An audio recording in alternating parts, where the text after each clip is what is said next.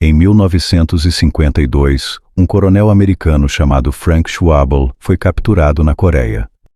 Não era um homem fraco, era oficial do Corpo de Fuzileiros Navais, tinha jurado proteger algo maior do que ele mesmo.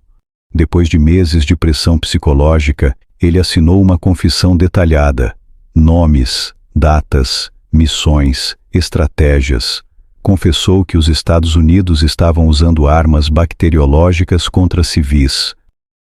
Ele sabia que era mentira, sabia desde o primeiro segundo.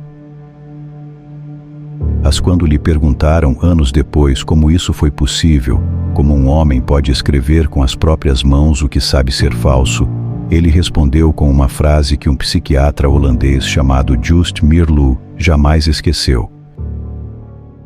As palavras eram minhas, mas os pensamentos eram deles.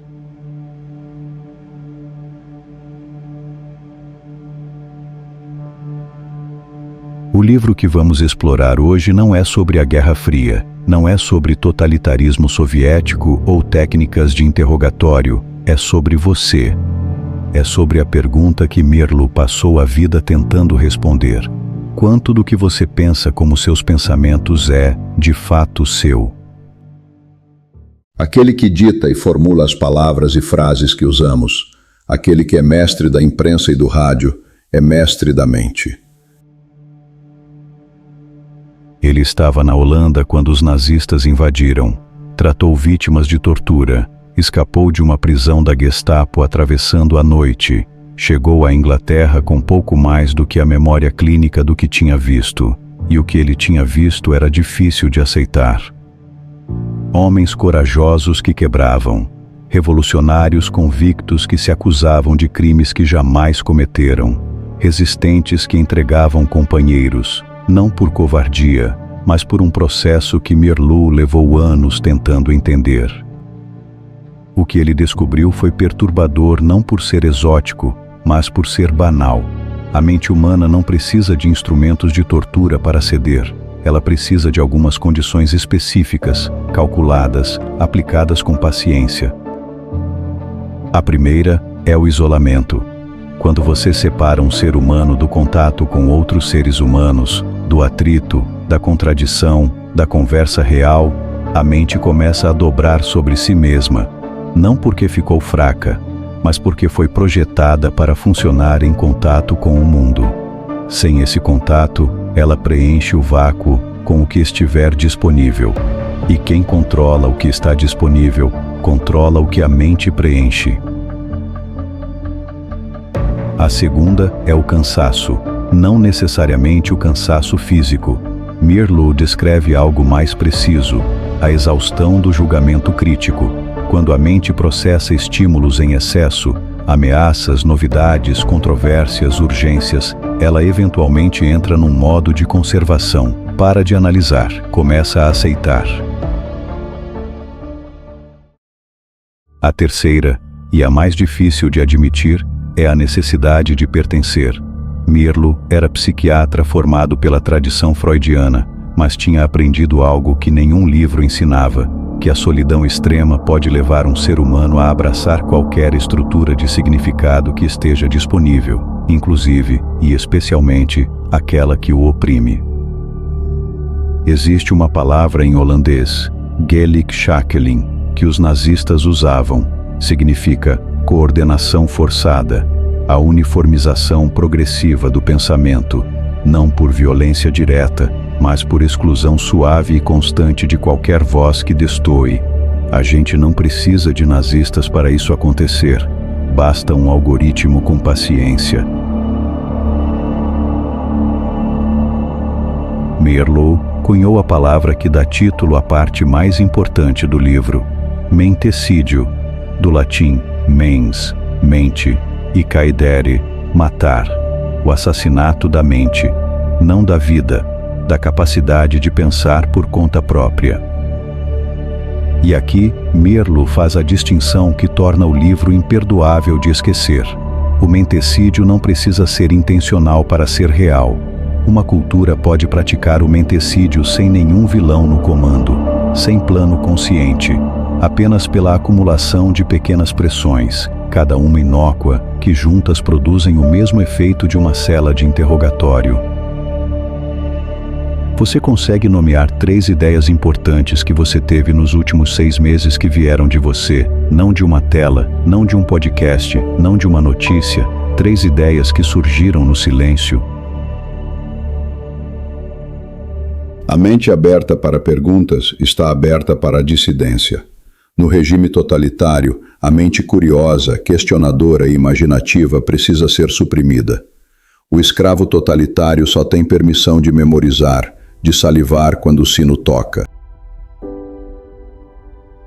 Existe um capítulo no livro de Mirlu que muita gente passa rápido, porque desconforta de um jeito diferente. Ele se chama The Turncoat in Each of Us, o traidor dentro de cada um. Não é uma metáfora, é um diagnóstico.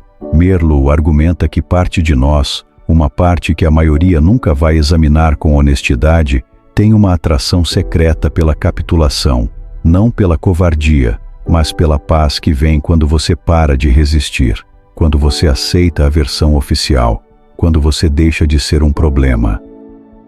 Ele descreve o que chama de Barbed Wire Disease, a doença do arame farpado, o estado mental que se instala em quem está confinado, isolado, privado de agência. Depois de um certo tempo, a pessoa não quer mais escapar. Começa a defender o confinamento, a encontrar sentido dentro dele. Os psicólogos modernos chamam isso de indefensabilidade aprendida. Seligman descreveu com cães. Frankl descreveu com seres humanos em Auschwitz. Mirlu tinha descrito antes de ambos, porque tinha tratado pessoas que voltaram dos campos. E aqui, o livro assume o risco que poucas obras assumem. Mirlu não aponta o dedo apenas para os totalitários, ele aponta para dentro. Nossa própria cultura, ele escreve, mostra sintomas de pressão sobre as mentes das pessoas. Não Hitler, não Stalin, nossa cultura. Quando ele escreveu isso, em 1956, estava falando sobre a televisão, sobre propaganda comercial, sobre o que chamou de verbocracy, a submissão pelo excesso de palavras, pela névoa semântica, pelo ruído informacional que impede o pensamento quieto. Ele estava sem saber descrevendo 2026. Existe algo específico que Mirlu identifica como o gatilho inicial do mentecídio. Não é a brutalidade, é o medo difuso, não o medo de uma ameaça concreta, o medo de tudo, o medo que não tem objeto específico, o medo que flutua. Quando uma mente está em estado de medo contínuo, de baixa intensidade, ela perde algo fundamental, a capacidade de distinguir o que é real do que é percebido como real. E uma mente que perdeu essa distinção está, segundo Mirlu, já a meio caminho de qualquer confissão que o ambiente exigir. Quantas horas da sua semana você passa em algum grau de ansiedade difusa, sem conseguir nomear exatamente o que te preocupa? Delírios cuidadosamente implantados são difíceis de corrigir. Mirlu termina o livro com algo inesperado, não uma lista de defesas, não um manual de resistência, não um protocolo de sobrevivência mental. Ele termina com uma pergunta sobre liberdade e admite que a liberdade é o paradoxo mais difícil que existe. Porque a liberdade não é o estado natural. A dependência é o estado natural. O conforto da estrutura pronta, do pensamento já mastigado, da identidade coletiva que dispensa a angústia de escolher, isso é o estado natural. Liberdade exige um esforço que a maioria prefere não fazer. E Mirlu, o homem que fugiu da Gestapo, que tratou sobreviventes de campos de concentração, que passou décadas estudando como a mente cede, ele não condena essa maioria. O que ele não aceita é a ilusão de que você está pensando por conta própria quando não está, a ilusão de que suas convicções mais profundas chegaram até você por um caminho limpo, sem pressão, sem condicionamento, sem a névoa semântica que ele chamava de verbocracy. Existe uma frase no livro, não das mais citadas, que eu não consegui parar de pensar desde que li. O medo da liberdade é o medo de assumir a responsabilidade. Mirlo não está falando de tiranos, está falando de nós. Está dizendo que o mentecídio é possível porque existe, em algum lugar da nossa constituição psicológica, um alívio secreto em não precisar pensar, em deixar que o ambiente, o algoritmo, a corrente de opinião, o consenso do grupo, faça o trabalho pesado.